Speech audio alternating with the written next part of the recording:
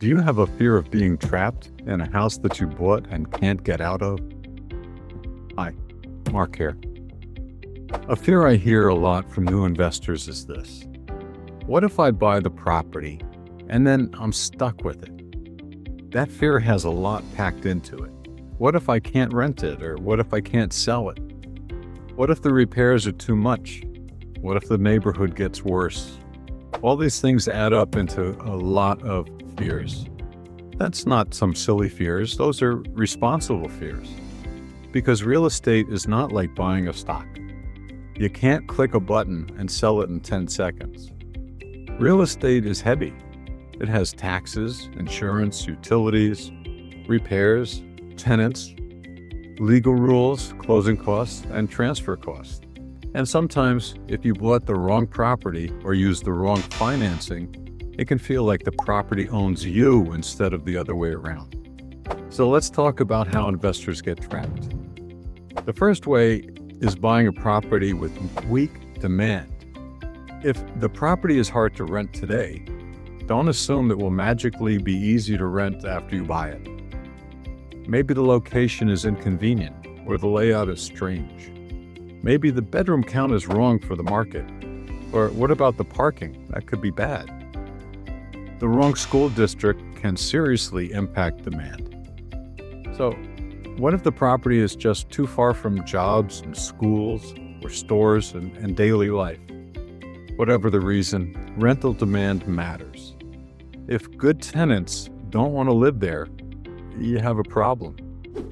The second way investors get trapped is over-improving the property. They'll buy a basic rental and start renovating it like a personal home, with high-end features and finishes, expensive fixtures, and fancy upgrades. Then they discover the rent does not support the money they spent. They can get trapped in cash flow. Then they discover the rent does not support the money they spent. That can trap cash in the property. And that's a total waste. Remember this, a rental should be clean, safe, functional, and appropriate for the market it's in. It does not need to win a design award. The third way investors get trapped is by using financing that's just too tight for the situation. The payment is too high, the reserves are too low, the cash flow is too thin. When everything goes right, if it barely works, but when everything goes wrong, it becomes a real problem. That is fragile. Remember, we don't like fragile. The fourth way is buying without an exit plan. Now, important. Before you buy, you should ask these questions. Could I easily rent this? Could I sell to an owner-occupant? Could I sell this to another investor? Or could I refinance later if needed, or hold this through a slow market? Can I survive a vacancy of a month or two? If every answer on this list depends on the perfect conditions, be careful. That may not be a deal. That may be a trap with a front porch. Now, if your goal is to eliminate all risk, sorry, you can't. But you can't avoid putting yourself in a corner. And that's one of the reasons I like boring properties for beginners. A simple 3-bedroom, 1.5 or 2-bath house in a solid working-class area is not exciting, but it usually has more exit options. A regular family might buy it. A tenant might rent it. Another investor might want it. Lenders understand it. An inspector understands it, and so do contractors. That matters. Simple properties are easier to understand, easier to finance, easier to rent, and usually easier to sell. Not always, but often.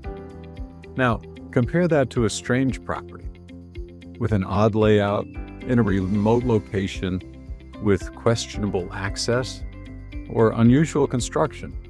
Maybe that has very old systems or shared utilities. If there's unclear zoning and an inherited tenant, you may have issues. Maybe it looks cheap. Maybe it even looks interesting. But cheap and interesting can become expensive and stuck, especially for a beginner. So if you're afraid of being trapped, do not ignore that feeling. Use it as a checklist. Ask yourself, who wants this property besides me? Who would rent it? Who would buy it? Who would lend on it? And who would fix it? What happens if my plan A does not work? That's a powerful question. What's your plan B? And if plan B is weak, slow down. The safest investors know, successful investors I know, are not the ones who pretend nothing can go wrong. They're the ones who ask better questions before they buy. They think about the exit before the entrance. They think about the downside before the upside. They think about staying power before appreciation. That's not negative thinking. That's grown-up investing. Inside 21 Day Investor, this is why we keep coming back to ordinary, durable, understandable properties. Not because they're glamorous. They're not. But because your first deal should give you room to learn. It should not pin you against a wall. A good first investment should feel manageable. Not perfect, not risk-free, but manageable. So do not buy a property just because it's available. Don't buy it just because it's cheap. And don't buy it because someone online said real estate always goes up. Buy it because the property is in a location, the financing is right, the rent, the reserves, and the exit options all make sense together. That's how you reduce the chance of getting trapped. And that's how you start building confidence the right way. So if this fear is on your mind, I put together a simple, free checklist for you. It's called the First Deal Exit Plan Checklist. It helps you learn about rental demand, resale options, financing risk, and Plan B before you buy. Nothing fancy, it's just a practical tool to help you avoid getting boxed in. You can grab it at the link below. And that's exactly why I built the 21 Day Investor. It's to help new investors slow down, ask better questions, and think through the deal before they already are committed. As always, thanks for spending a few minutes with me. I appreciate you. I'll see you in the next video. Bye.